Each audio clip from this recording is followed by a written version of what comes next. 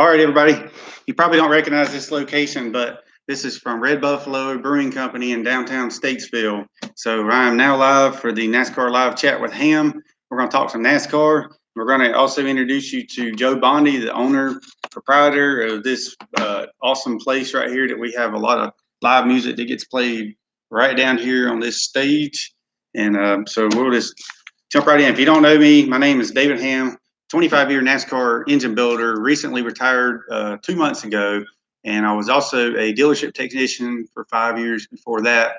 7-year jackman, and now I'm the owner of Hammscapes landscaping equipment and repair.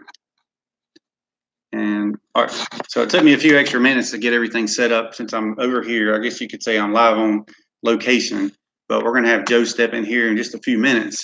But first, we're going to jump right into some NASCAR. And as always, anytime you have any questions, just put them out here, and I will be happy to answer them. Any comments on the race, comments on this place. I can show you around a little bit when we get a few more people on. I'll turn the camera and show you. There's a bar area over here. This is a really happening place in downtown Statesville. Okay, so we had the Consumer Energy 400 Monster Energy NASCAR Cup Series race at Michigan International Speedway this past weekend, which yesterday. And as we all know, Kevin Harvick won. And that was a great race. That was a great end to the race. It was a Ford-dominated race, which was pretty awesome. And I know most of you guys on here are Ford fans, and I like to. All right, so we got some new people on: Joshua Tate, Terry Quinn, Dallas County Scratcher. Hey, Tom Robinson up in Indiana. If you don't mind, if you're new to the show, put on here where you're watching from. That would be great, because I like to know who I'm talking to and where you're from. And we got some people, Linda Jinks, and we have listeners all the way from Florida and Indiana. And we got Terry Quinn out in Oklahoma, Chad Hyder up in Ohio, Darla in Indiana. Most of them I got memorized, but if you're new, like I said, Zach Benj, how you doing? All right, so we had Kevin Harvick won the race, and Kevin Harvick actually started driving.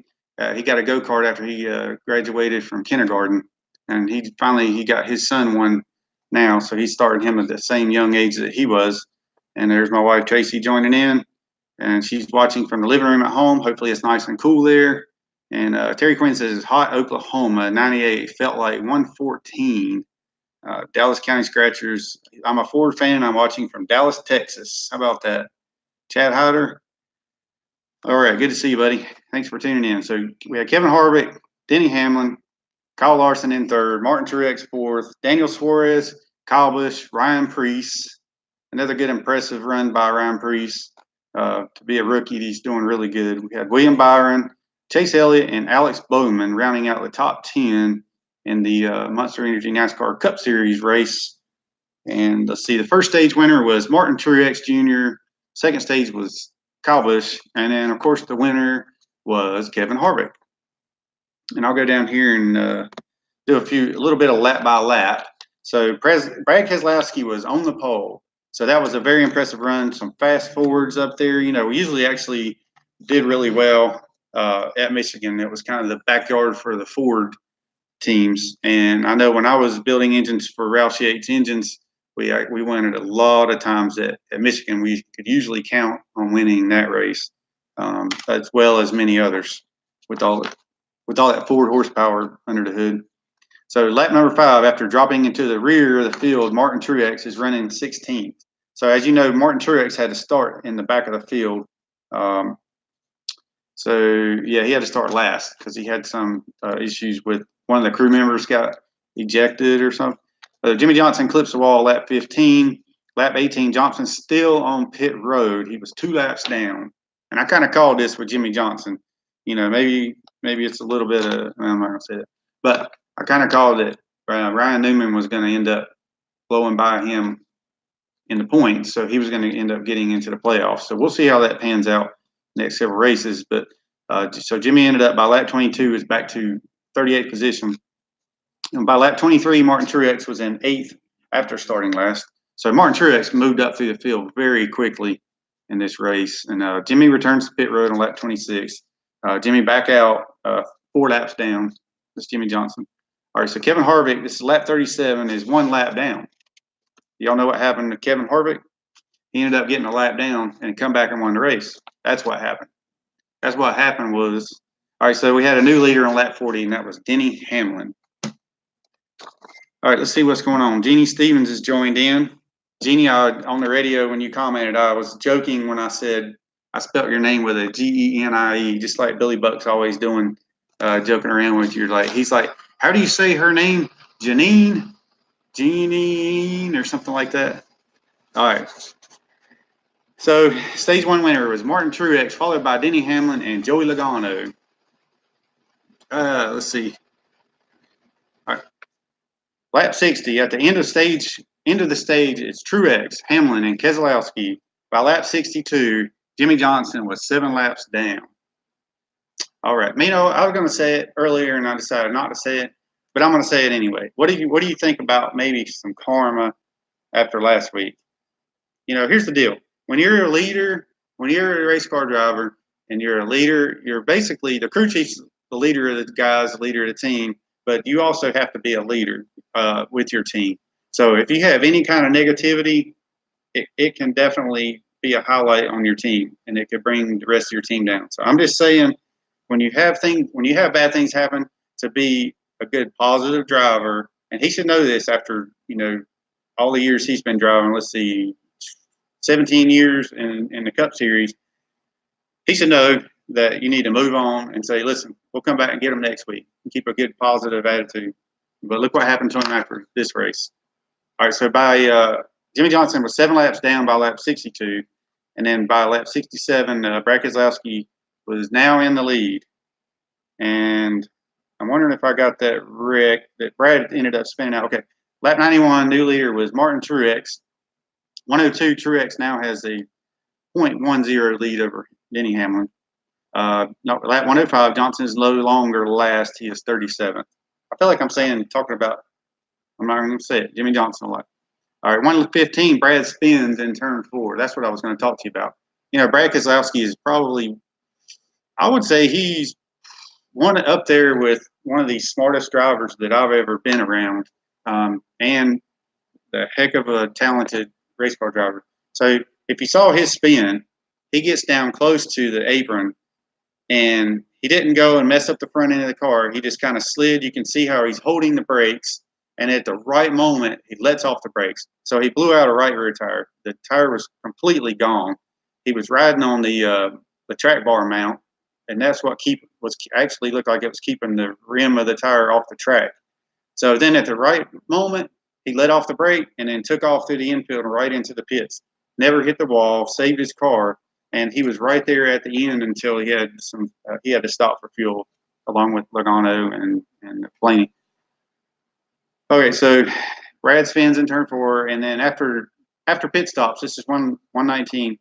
Truex, Kyle Busch, and Eric Jones come out. Top 3.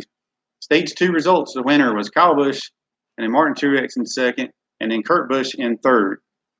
All right, so the stage 2 results were the winner was Kyle Busch, Martin Truex, and Kurt Busch in third. Lap 137, Clint Bowyer hits the wall. He was on the bubble for the playoffs. So, maybe that's going to shake it up to a little bit there. And I think that'll probably secure Ryan Newman. I need to go and we'll get to the points here in just a few minutes. But lap 143, Ryan Blaney pushes Joey Logano to the lead. Bowyer has gone to the garage. So Joey Logano, lap 154, Joey Logano leads. Ryan Blaney, Paul Menard, Brad Keselowski, and Kevin Harvick are in the top 5. So with 18 laps to go, Kevin Harvick is looking to pass Joey Logano for the lead. With 7 to go, Harvick now has a 1.77 lead over Logano. And as you all know, the end of the race came, and Harvick was the winner. Harvick was the victor. Let's see what's going on. Scott Trevison down in Florida. Scott, you've been out fishing. You didn't send me any pictures today of those. He was out catching some kingfish and some lobster. And there wasn't any, what do you call them, Mai Tai tunas or whatever. I guess they're not running right now. I talked to him earlier today. So Paul Rodriguez said, did 42 clip him? Brad's. So I did see somebody get clipped, but it was really hard to tell with that. All right, so if you are now here, say something so that David knows you are here. Thank you, Paul. That's cool. And then Scott Travis says, woohoo. And Chad Hatter, true deal, true deal. Mahi Mahi, that's it. I think I was talking about the drink there, beer man. Scott Trevison joining us from DeLand, Florida, I believe it is. And good evening, Richard Bain. Thanks for tuning in. And Rachel says, Brad made a fantastic comeback after that spin. I wish all the Team Penske drivers had enough gas. You know, that's something you don't see quite as much running out of gas nowadays with the new fuel system with the fuel injection, because they're able to monitor exactly how much fuel is being injected into each cylinder. Because, you know, with the fuel injector, you might not know this, but for every time a fuel injector opens up, you can adjust. It's an on-off. Basically, it's an on-off solenoid. So you can adjust how long you leave it on. The injector will fire like 15 times a second, and that's the pulse. I'm sure you've heard of a pulse, but it's on a scale. It's like a on, off.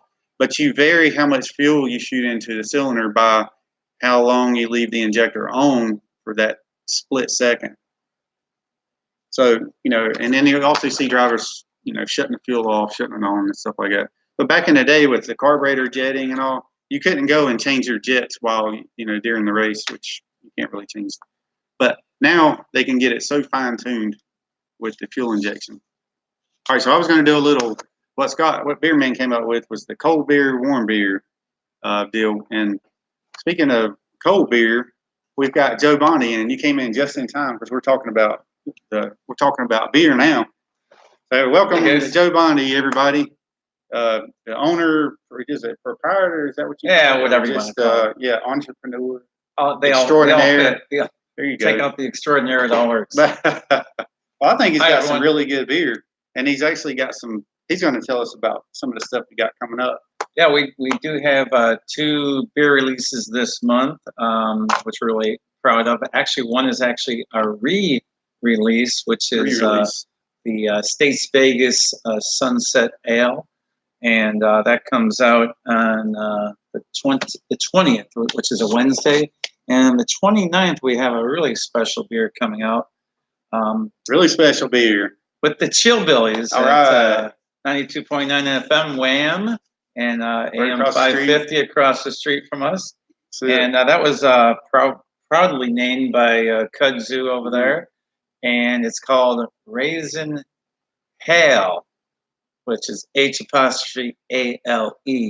So a little play on words. We're really looking forward to that one. And we're going to have a release party on the 29th of August. So that, along with all our other beer releases, we usually have a good time and a nice little party. Yeah, hopefully you guys can come down here or come around, because Chad Hatter says Chillbillies. And Chad was just in town.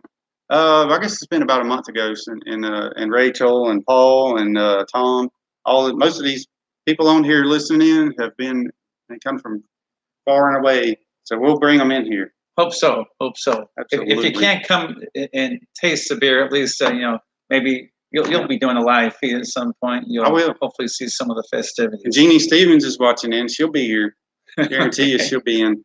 She's the one that Billy Buck has a lot of trouble saying her name, Janine, and all this stuff, because it's spelled J-E-A. It looks like Jeannie to me. Is that? Yeah, it does to me too. You know, Billy Buck. Billy has issues.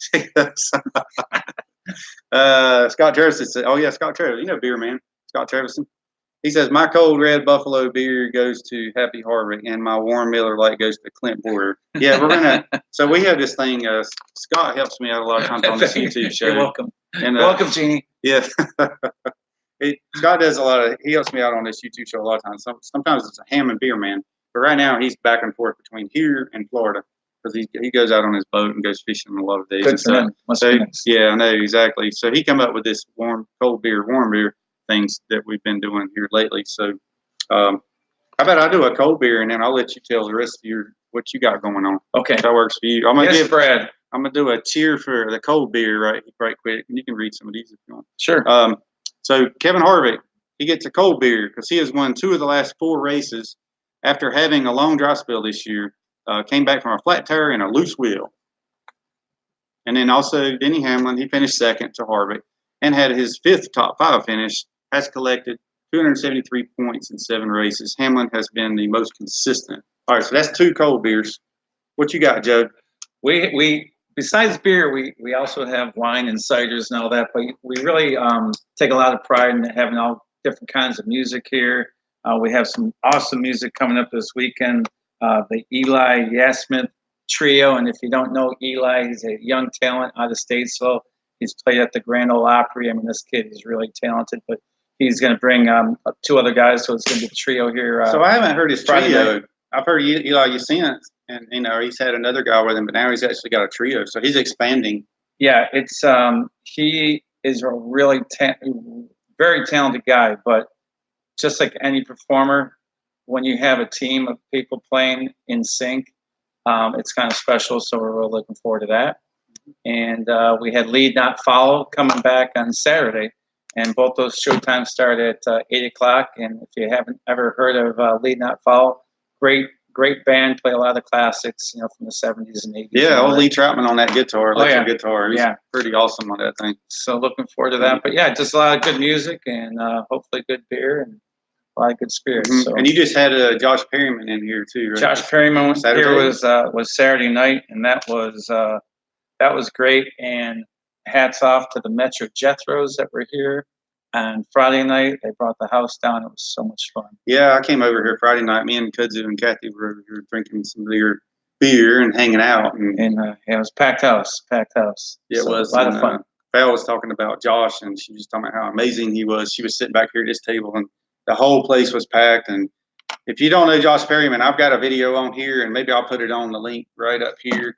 It'll pop up here. If you go on Red Buffalo's Facebook page, there's a little video of him Saturday night. And Josh is one of those really interesting guys that he can take music and twist it into his form, which is a little different. And I think Val said it best. Not only does he play the guitar, he's making love down there to those foot pedals, and he does some crazy things. So he's really enjoyable. And he's coming back. I'm not going to announce the date though, but he is coming back. Oh man, I'll be here. He plays some wow pedals or whatever. Yeah, it's crazy. He's good. But I have a couple videos on here of him. He's if you want to sample it of his music, he's very good. All right, while you get some more stuff together, okay. I'll go ahead and go over Sounds good. Some more cold beer. Scott Graves, Ryan Newman's crew chief, which is one of our local boys, Ryan Newman. He's got Rescue Ranch out here. He called his driver in for fuel with 24 laps to go. It proved helpful as he ran out of gas coming off of turn 4 and finished 12th. So he just got in the top 12. Once again, though, finishing close to the top 10 where he's been consistent. And that allows him to pass Jimmy Johnson in the points more concretely. And then also pass Clint Boyer this week since Clint had his issues. So, and then Ryan Priest had a top 10 finish coming in 7th, another cold beer. And then I'll do one more cold beer and let you finish. And Ty Dillon, who had his second best finish of the season, finishing 11th. He's doing a lot better than his brother. His brother has had nothing but bad luck. All right, what you got, Joe? Well, this week, Thursday, the Chamber of Commerce, which is an organization that promotes local business, and they're having a function here this coming Thursday from 5 to 7. We'll, of course, have some beer and other beverages, but there'll also be some food here. So if you want to come and visit us, chow down on some free food and enjoy that. But I'm going to put a challenge out. You ready? Here's another challenge.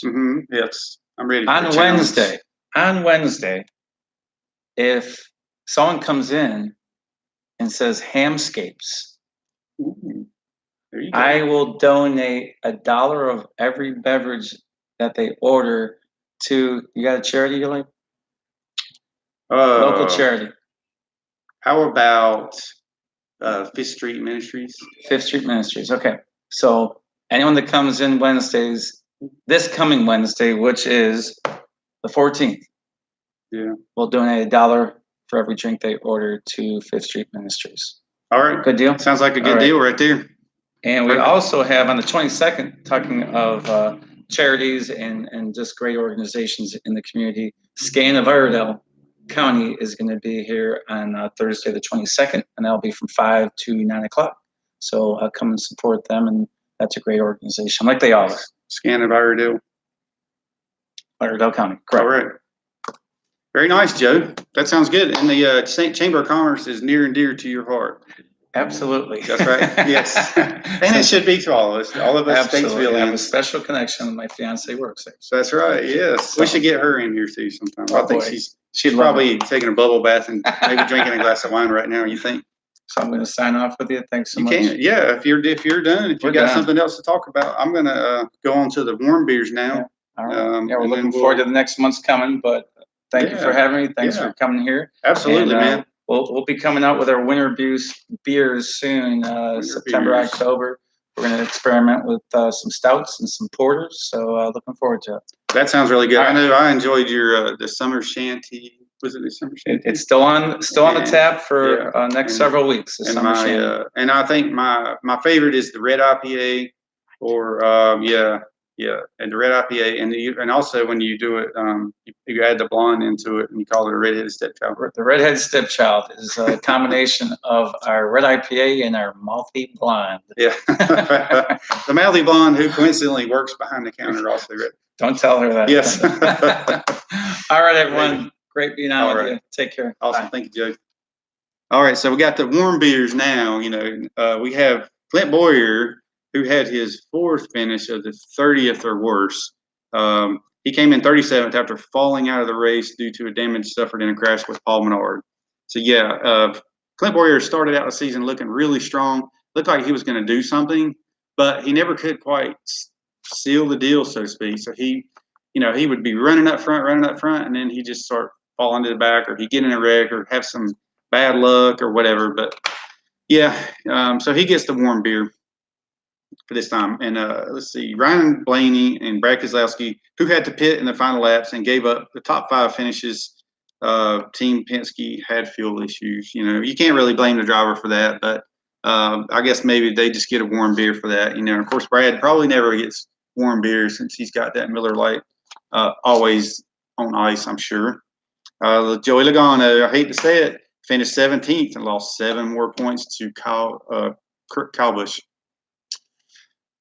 That's kind of sad. I thought in my mind I just heard taps, but I think he's going to come back. I think he'll be fine. We got some strong tracks coming up that he will do very well at, as well as Brad Keselowski. So, Sam Maynard, I'm new here thanks to Paul. Well, thank you, Paul, and thank you, Scott Maynard, for joining in. Appreciate that. Rachel Robin says Larson gets a warm beer for what he did to Brad. Yes, I should have that on here too. Larson, warm beer to you for what you did to Brad. And then Jimmy Johnson hit the wall early in the race. It's another warm beer, and never recovered, going 7 laps down and dropped 18th in the points. 3 races to go. This is his 3rd time in the last 5 races that he has finished 30th or worse. All right, so none of the 3 Team Penske drivers, once again, play taps, had enough fuel to make it to the finish at Michigan's. They finished 17th, 19th, and 24th. But you know what? I bet you will not see that the rest of the season. I can just about guarantee you that. Because they're competitors, they are racers, and they're going to come back. And the rest of the season is going to be on like Donkey Kong, as they say.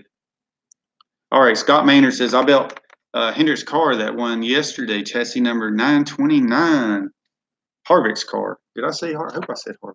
Very sweet, man. That is awesome. So Penske crew needs to warm beer. LFL drivers get the cold beer. D-Lo, you are correct. That's what I should have said. The drivers get the cold beer, but the guys making the call to stop and get fuel get the warm beers.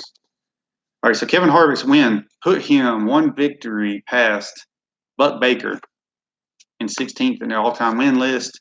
1 win behind Herb Thomas. 2 wins behind his car owner, Tony Stewart, with wins at Michigan. That is.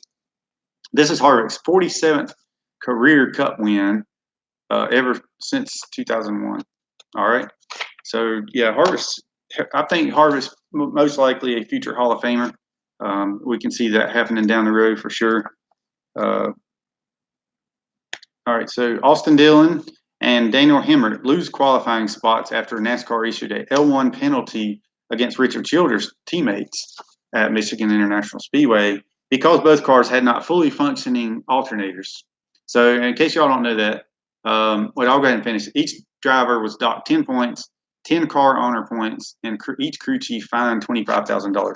So if you don't know what the alternator does, it's basically it energizes the battery. So if you can imagine, what it has to do though is there's a series of magnets inside an alternator, so it can drag down just a little bit of horsepower.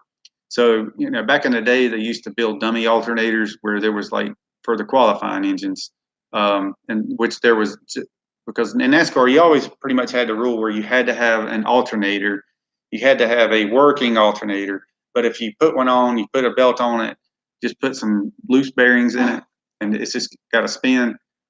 It's an old trick. I guess they brought it back thinking they were going to get a little bit of an edge. So it does help the horsepower a very little bit to have an alternator that's not charging. So you can actually see sometimes the drivers will flip off the charging switch, because then it cuts the power to the alternator, which makes, gives your engine just a little bit more power, de-energizes the magnets, which are actually dragging down just a touch of the horsepower. But it could be a competitive advantage, and NASCAR did not like it. So they were docked. The crew chiefs were fined $25,000. So Martin Truex failed pre-race inspection, and the crew member was ejected. That's why he ended up starting in the rear of the race. All right, so rumors we're hearing so far is SHR and Front Row Motorsports will form a technical alliance in 2020, which I think will be really cool because, you got the Front Row Motorsports, which is a smaller team, a smaller budget team, but they did win Talladega about 3 or 4 years ago. They won the race with David Reagan, and that gave them a really big boost. They increased their spending amount on the engines, so they really have worked on their stuff. So they've gotten better. They're running pretty decent, but they could still use some help, and it looks like they're going to be getting some. They'll probably end up being what we used to call an R&D team, and that would be like a research and development team for, Stewart-Haas, which is a bigger team.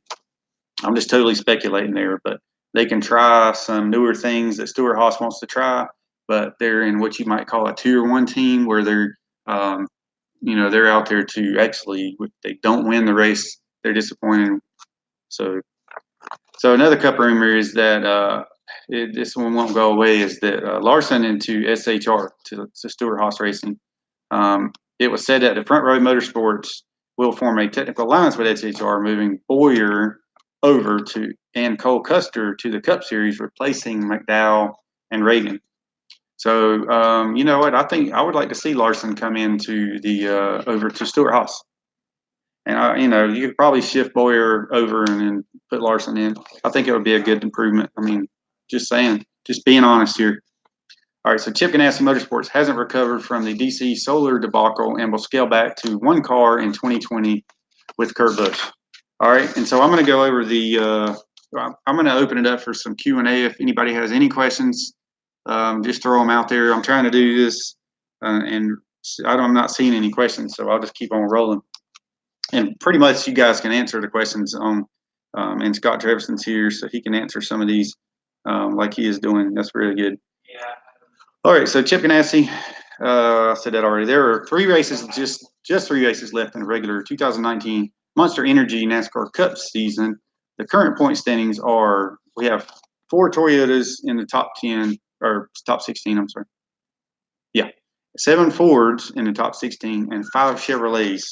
All right, so we have the leading is Kyle Busch, like I said, but I'm thinking he won't stay there. All right, Joe Logano second, Kevin Harvick third, Denny Hamlin fourth, Martin Truex, Brad Keselowski, Chase Elliott, Kurt Busch, Ryan Blaney, Alex Bowman, Eric Almirola, William Byron, Kyle Larson, Eric Jones, Ryan Newman, and Clint Bowyer, rounding out the top 16.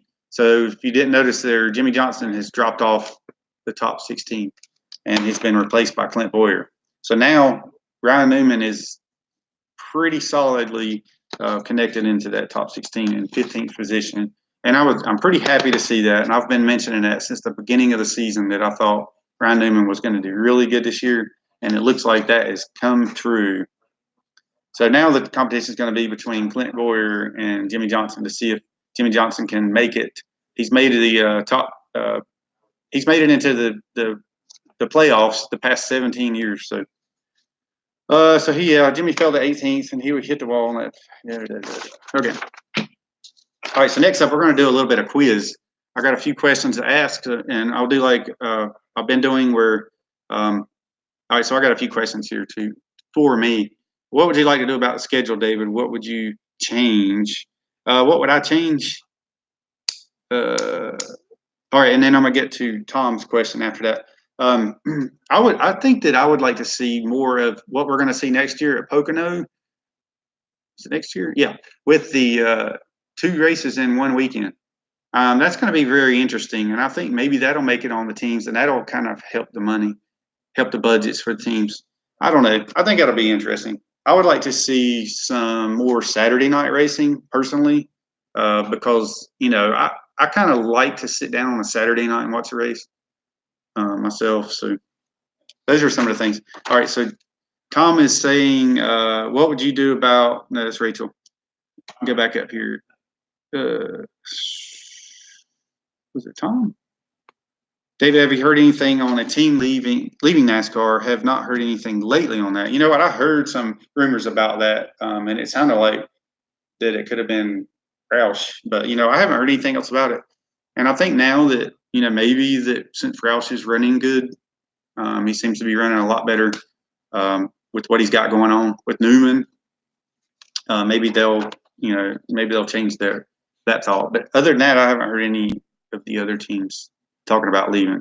Correct me if I'm wrong if I've said anything before, but I'm pretty sure that I haven't heard anything else. All right, so I'm going to ask you a quiz question right quick, and you can. This is about Bristol. I'll give you a chance to think on it while I go over some of this other stuff. Who has the most wins at Bristol? And he is no longer a driver. And if you need a hint, then I'll get to it. All right, Bristol Motor Speedway. The next race is going to be this coming weekend. It's the Bass Pro NRA night race. So I got a little bit of the track history. Scott's more Sunday racing. Okay, yes, the answer is Darrell Waltrip. Darrell Waltrip has the most wins at Bristol with 7. All right. All right, so another question. The most team wins with what team owner has the most team wins? Okay. All right, so since 1978, so y'all think about that. And since 1978, the race has been ran in late August, and it will become, that is when it became a night race. Okay. This is the second of 2 races ran at Bristol. This is the more popular of the two races. And I remember when you couldn't get into Bristol, you had to have tickets a year ahead of time. And they actually, when I was going to the track, they started putting in more seats. So I remember looking up there thinking, they could put a few seats up in here in a corner. And before you knew it, it was filled up like a big Coliseum. But I think recently they started taking some out. Okay, Rachel says Team Penske. Tom says Roush. Zach says Penske, and D'Lo says Penske. Well, what I have here in my notes is a little bit confusing.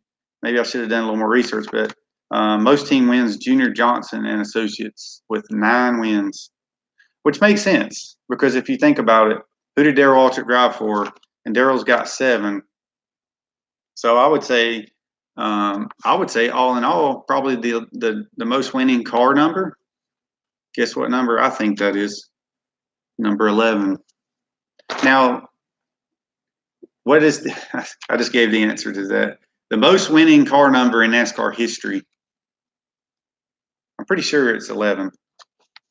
All right, so how about this? What manufacturer has the most wins at Bristol? This is the manufacturer of, let's just say, of all the manufacturers that have raced in NASCAR. Which manufacturer has the most wins? All right, and then I'll go back to that as soon as you throw some answers out. The race has been ran at Bristol I guess since 1961. Okay, since 1978, the race has been ran in late August, and that is when it became a night race in 1978. And then the race has been ran since 1961. All right, it has Bristol has had 10 name changes. Okay, yes, and D-Lo got the answer correct. Pardon me if I missed anybody else, but the answer is Chevy with 20 wins. All right, so who was the first race winner in 1961? That's going to be a tough one because I do not even recognize this driver's name. Who was the first winner and he won in 1961? All right. And if you really want to get technical, what was he driving? Which car manufacturer? And the answer to that, this manufacturer doesn't race in NASCAR anymore. All right, so the latest winner for this race was Kurt Busch in a Stewart-Haas Ford in 2018. And so Chevy has won there in 2016 with Kevin Harvick for Stewart-Haas. So maybe Harvick will win it again. Although Chevy has 20 victories, no current driver has won there.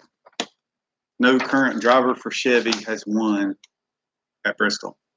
All right, so Scott says Dodge, D-Lo says Chevy, unless you was talking about the question before that.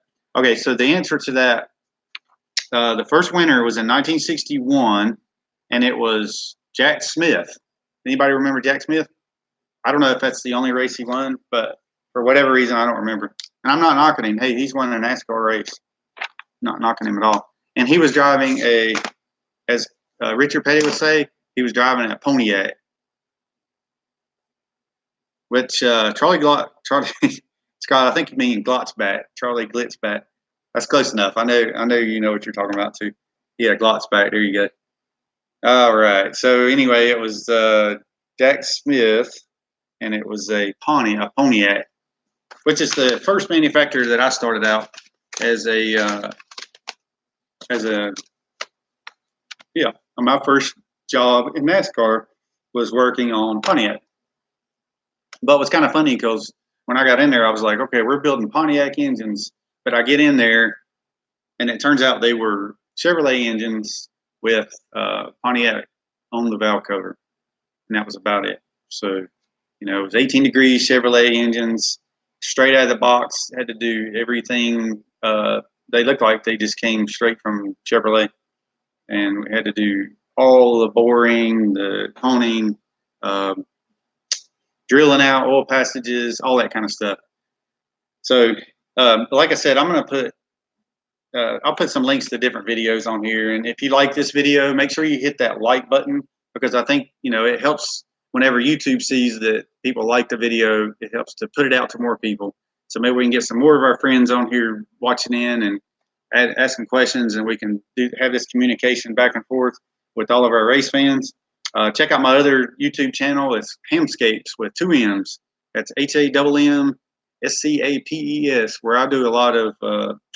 I've been doing a lot of video for that channel. I just haven't posted much of them yet, but I did have one where I was, 87 Monte Carlo SS that I put an engine in, transmission, rear end gear, rebuilt the whole suspension. So I do a lot of how-to videos on cars and lawnmowers and all that kind of stuff. So anyway, thanks so much for tuning in. If anybody have any more questions, if not, we're going to close out and head to the house. I want to thank Red Buffalo Brewing Company. Check them out. Check them out on the Facebook, and so we'll be coming back in here, I'm sure. Here's the other side of the. Sorry for getting jumpy, but the bar is over in that area. But it's a really nice bar, really cool bar top. Lots of stuff going on in here. Like Joe said, always got some live music going on. It's always a happening place. Look, I'll turn this camera around. You can see right out the window. This has been my view for the past hour. And you can see right across the street there is Randy Marion's studio. All right, got some Wilson's Weenie Wagon swag right there. All right. thanks everybody for tuning in. Don't forget to hit that like and hit the subscribe and turn on that bell notification so you'll be notified whenever we go live again. And we will see you next time. Hopefully, thanks RD. Beer Man will be coming back probably in another month or two or so. And he's been sending me a lot of pictures of him doing his fishing down there. So, and I'm gonna put a link to, if you like any of these Chillbilly shirts, I'll put a link somewhere on. Probably put it right here now, and you can go on there and order some Chillbilly stuff, Chillbilly swag, so to speak. So, anyway, thanks everybody for tuning in, and we will see you next time. Have a great rest of the night and a great rest of the week. Good night.